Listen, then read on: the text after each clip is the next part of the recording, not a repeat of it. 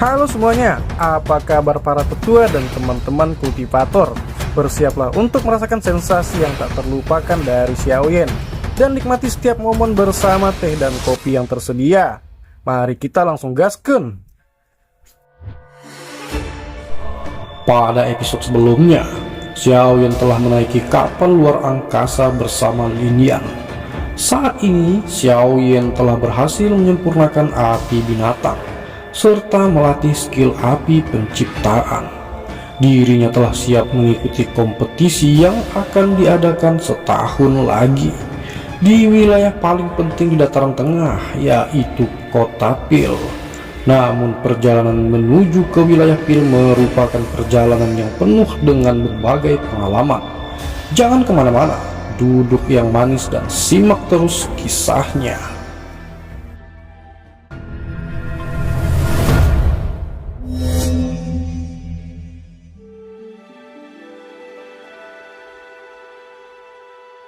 Di tanah terbuka yang luas yang tertutup pecahan batu adalah panggung batu yang sangat besar. Sebuah lubang cacing hitam gelap selebar ratusan kaki berada tepat di atas platform batu. Itu perlahan berputar sementara fluktuasi spasial yang mengejutkan merembes keluar. Keheningan pecahan batu di tanah terbuka berlanjut sesaat sebelum suara yang dalam tiba-tiba muncul. Mengikuti kemunculannya, orang bisa melihat gelombang bentuk, gelombang cacing, gelombang demi gelombang riak spasial yang intens. Banyak sosok manusia bergegas keluar dalam garis lurus. Semuanya mendarat dengan mantap di tanah terbuka. Lin Yan mendarat di tanah dan segera menghirup udara segar dari dunia luar. Dia tertawa seolah-olah dia berhasil melepaskan diri dari sesuatu. Xiaoyan mengangguk dengan pikiran yang sama di samping Lin Yan. Matanya menyapu ke segala arah. Saat ini cukup banyak sosok manusia yang keluar dari lubang cacing. Karenanya, tempat terbuka ini dengan cepat menjadi hidup. Xiaoyan menggosok kedua tangannya, menarik matanya yang penasaran dan bertanya. Dia bertanya apakah ini adalah tempat Kota Pil. Lin Yan menggelengkan kepalanya dan berkata bahwa ini hanya bagian tengah dari dataran tengah. Wilayah ini juga dikenal sebagai wilayah tengah bagi orang lain. Namun wilayah Pil itu terletak di bagian tengah wilayah tengah. Xiaoyan terkejut dan mengangkat kedua alisnya. Dia baru menyadari keberadaan tempat ini setelah mendengar kata-kata wilayah tengah dari Lin Yan. Xiaoyan mengangkat kepalanya dan bertanya pada Lin Yan. Dia berkata bahwa seberapa jauh lagi tempat ini dari Kota Pil. Lin Yan memegang dagunya dan berpikir sejenak, kemudian dia berkata bahwa jaraknya jauh. Namun ada cukup banyak lubang cacing jarak pendek di wilayah tengah. Mereka harus dapat mencapai wilayah Pil dalam 6 hingga 7 hari. Lin Yan menghitung sebelum melihat Xiaoyan dan berkata bahwa kota Tianhuang, tempat klan Liu Qing berada, secara kebetulan adalah salah satu kota yang harus mereka lewati. Kota itu memiliki lubang cacing yang mengarah langsung ke Kota Pil. Xiaoyan merasa agak kaget saat mendengar ini. Dia segera menyeringai, mengangguk dan berkata bahwa Xiaoyan bisa pergi dan bertemu dengan Liu Qing. Karena sudah beberapa tahun sejak terakhir kali dirinya melihat Liu Qing, Xiaoyan ingin tahu seperti apa Liu Qing sekarang. Lin Yan berseri-seri dan mengangguk. Kemudian dia berkata bahwa Liu Qing sekarang adalah kepala klan. Bakat pelatihannya lebih baik dari dirinya. Ketika Liu Qing dan dirinya berpisah saat itu, Liu Qing sudah mencapai level bintang Dao Huang. Sekarang kemungkinan Liu Qing setidaknya telah mencapai tingkat bintang 7 Dao Huang. Karena Xiaoyan telah memutuskan dirinya akan memimpin jalan. Dengan kecepatan mereka saat ini, mereka seharusnya bisa mencapai kota Liu Qing dalam 1 hari. Kota Tianhuang adalah kota yang tidak lebih kecil dari kota Tianbei. Selain itu, kota ini memiliki lubang cacing yang menghubungkannya dengan daerah Kota Pil. Hal ini menyebabkan lalu lintas manusia di kota jauh melebihi kemacetan di kota Tianbei. Xiaoyan mengangkat kepalanya, melihat ke sudut jauh kota yang ditutupi oleh tanaman hijau subur dan tanpa sadar tersenyum. Dia bertanya kepada Lin Yan bahwa apakah ini kota Tianhuang yang Lin Yan sebutkan. Lin Yan mengangguk, matanya menyapu sekelilingnya sambil mengingatkan Xiaoyan Dia berkata bahwa ini adalah wilayah lembah api terbakar. Xiaoyan harus berhati-hati saat melakukan sesuatu dan harus menghindari penggunaan perubahan 3 api langit misterius. Meskipun lembah api pembakaran tidak memandang teknik Dao mereka sebagai kehidupan mereka seperti pavilion petir angin, mereka pasti akan merasa agak tidak senang ketika melihat orang luar menggunakan teknik Dao mereka. Xiaoyan tersenyum dan mengangguk. Matanya mengikuti jalan utama ke kejauhan. Ada sebuah kota besar yang mengintip dari hutan. Tampak seperti binatang buas yang tidak bisa dilihat ujungnya. Xiaoyan berkata bahwa mereka saat ini harus segera pergi. Menurut apa yang telah Lin Yan katakan, lubang cacing kota Tianhuang ini harus dikendalikan oleh klan Liu kali ini. Ini akan membuat segalanya menjadi lebih lancar. Xiaoyan tertawa pelan saat keingintahuan melintas di matanya. Saat itu Liu King adalah eksistensi yang berada di peringkat 3 besar di peringkat kuat Akademi Dalam. Pada saat itu bahkan Xiaoyan pun memandangnya. Namun Xiaoyan bertanya-tanya tingkat apa yang telah dicapai Liu King setelah bertahun-tahun ini. Kaki Xiaoyan menginjak udara kosong dan dia dengan cepat naik ke langit. Setelah itu dia memberi isyarat kepada Lin Yan. Keduanya berubah menjadi sinar cahaya yang menghilang dari pandangan banyak mata kusam di tanah terbuka. Orang-orang di lapangan terbuka akhirnya pulih setelah Xiaoyan dan Lin yang menghilang ke cakrawala. Mereka mengeluarkan banyak seruan tidak percaya. Dozong! Bahkan di dataran tengah, seseorang dari kelas ini pasti orang yang kuat. Tak terhitung banyaknya orang yang berjuang keras untuk mencapai kelas ini, namun hanya sedikit yang berhasil mencapai kelas ini. Oleh karena itu tidak mengherankan bahwa orang-orang ini akan kehilangan diri mereka ketika mereka melihat bahwa Xiaoyan telah mencapai kelas Dozong di usianya. Beberapa saat kemudian, keduanya dengan lancar memasuki kota. Mereka melihat ke jalan yang luas dan toko-toko serta bangunan yang tak berujung di kedua sisi jalan. Xiaoyan tanpa sadar mendecakkan lidahnya dan memuji saat dia melihat ke atas kota yang perkasa dan lalu lintas manusia. Dia berkata bahwa kota Tianhuang benar-benar meriah dan besar. Bahkan mungkin bisa dibandingkan dengan beberapa kota paling makmur di wilayah Black Corner. Lin Yan menanggapi kata-kata Xiaoyan. Dia berkata bahwa ini adalah wilayah tengah dari dataran tengah, seluruh wilayah tengah benua. Meskipun wilayah Black Corner juga cukup kuat, bagaimana bisa dibandingkan dengan tempat ini? Dia segera mengidentifikasi rute mereka dan membawa Xiaoyan ke lokasi rumah klan Liu. Dia pernah tinggal di tempat ini untuk jangka waktu tertentu. Karenanya, dia cukup akrab dengan kota Tianhuang. Xiaoyan mengikuti di belakang Lin Yan. Mereka berjalan melewati beberapa jalan yang panjang dan mengambil beberapa belokan sebelum sebuah rumah yang sangat luas muncul di depan mata mereka. Manor ini sangat besar, apalagi ada beberapa penjaga dengan senjata di tangan mereka saat ini di luar manor. Tatapan waspada mereka menyapu sekeliling mereka. Apakah ada sesuatu yang salah di tempat ini? Begitu banyak penjaga di siang hari bolong. Lin Yan juga tertegun sesaat kemudian. Dia mengerutkan kening dan dengan lembut berkata bahwa sepertinya ada sesuatu yang salah. Klan Liu tidak mengirim begitu banyak penjaga di masa lalu. Sebaiknya Xiaoyan tunggu sebentar. Matanya mengembara sebelum dia menghentikan seorang pria yang dengan tergesa-gesa lewat. Dia menangkupkan kedua tangannya dan tersenyum ketika dia bertanya, "Senior, bolehkah Lin Yan tahu apa yang terjadi di kota Tianhuang ini?" Orang yang telah dihentikan Lin Yan meliriknya dengan ragu sebelum bertanya. Dia berkata bahwa apakah Lin Yan datang dari tempat lain. Saat ini klan Liu dan klan Cheng sedang memperjuangkan hak pengelolaan lubang cacing. Kedua klan tersebut telah membawa cukup banyak orang ke area terbuka di tengah kota. Semua orang di kota berlari untuk menonton pertunjukan ini. Lin Yan sekali lagi merajut alisnya saat mendengar ini. Dia menangkupkan tangannya ke orang di depannya sebelum berbalik dan berjalan ke sisi Xiaoyan. Dengan suara lembut dia berbisik. Dia ingat seharusnya giliran klan Liu untuk memiliki hak pengelolaan lubang cacing tahun ini. Mengapa bisa terjadi perkelahian seperti ini? Xiaoyan juga telah mendengar apa yang orang itu katakan sebelumnya.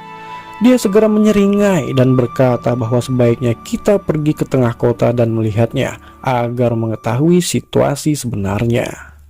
Lin Yan mengangguk. Dia segera tertawa dan berkata bahwa sepertinya Liu Qing sedang tidak mudah menjadi kepala klan. Perkelahian seperti itu sepertinya tidak biasa. Setelah mengatakan ini, Lin Yan berbalik dan memimpin jalan. Dia dengan cepat berjalan ke tengah kota. Xiao Yan juga tersenyum dan mengikuti dari belakang. Di tengah kota Tianhuang, ada area yang sangat luas yang terbuat dari batu hijau. Sebuah platform batu terletak di tengah tanah terbuka. Di atasnya ada lubang cacing hitam pekat besar yang perlahan berputar. Riak spasial yang mengejutkan menyebar darinya. Saat ini area di sekitar tanah terbuka ditempati oleh lautan manusia yang lebat. Suara itu seperti suara iblis, menyebabkan gendang telinga seseorang terasa sakit. Mata penasaran yang tak terhitung jumlahnya memperhatikan tengah-tengah lapangan terbuka.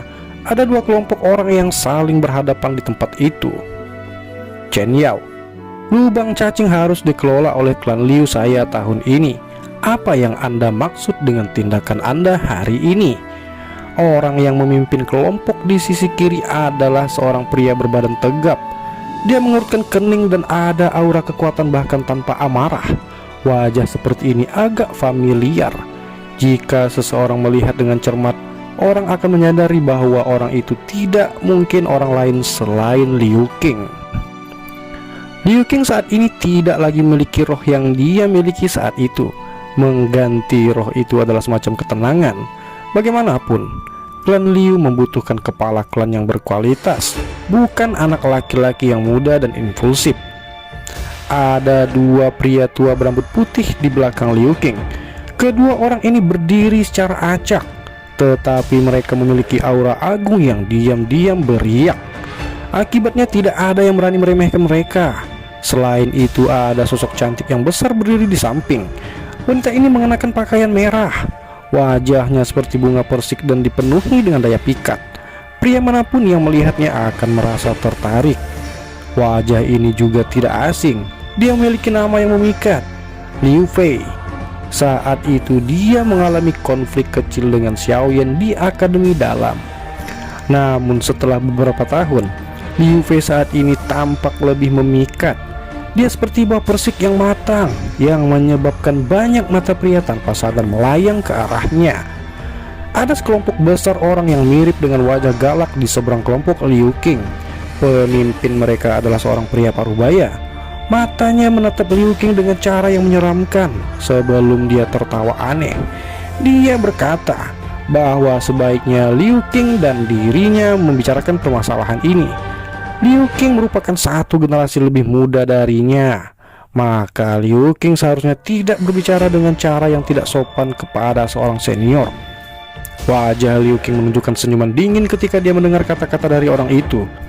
Dia baru saja akan mengatakan sesuatu, namun tiba-tiba terdengar suara tua di tempat terbuka yang berkata bahwa ini adalah perintah terbaru dari kepala lembah api terbakar. Tatapan yang tak terhitung jumlahnya langsung berubah ketika mereka mendengar suara ini. Yang mereka lihat hanyalah seorang pria tua berjubah merah berdiri dengan tangan di belakangnya. Ada cukup banyak bintik merah di wajah lamanya. Tanah terbuka mengeluarkan banyak seruan ketika orang-orang melihat lelaki tua ini. Dia adalah tetua Chihuo dari lembah api terbakar. Ekspresi Liu Qing dan dua pria tua di belakangnya sedikit berubah. Segera mereka menangkupkan tangan dan berkata dengan sopan bahwa dia berkata sebenarnya ada tetua Chihuo. Bolehkah Liu Qing tahu tentang perintah terbaru ini? Karena menurut aturan masa lalu, sekarang bukan waktunya untuk menyerahkan hak pengelolaan lubang cacing. Orang tua yang dipanggil tetua Chihuo berbicara dengan suara lemah. Dia berkata bahwa kepala lembah telah memberi perintah.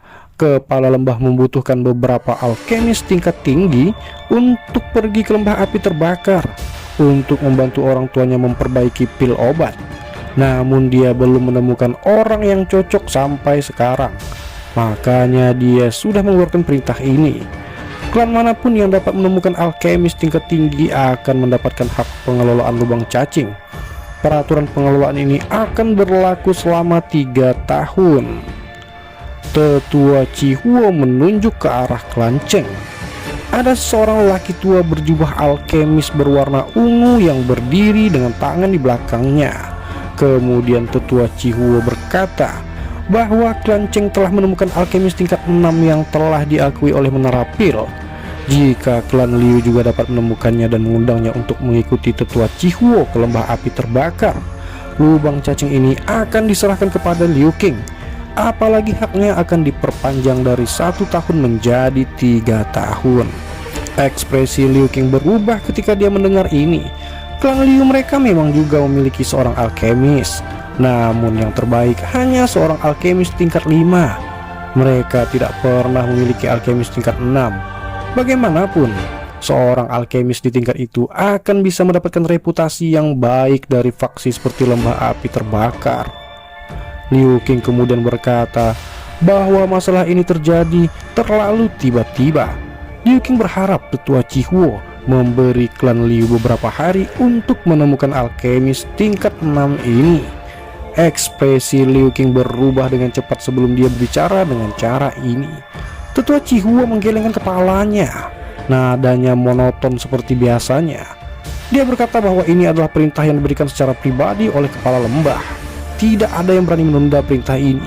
Jika klan Liu gagal mengundang alkemis tingkat 6 hari ini, sebaiknya klan Liu segera menyerahkan hak pengelolaan lubang cacing kepada klan Cheng.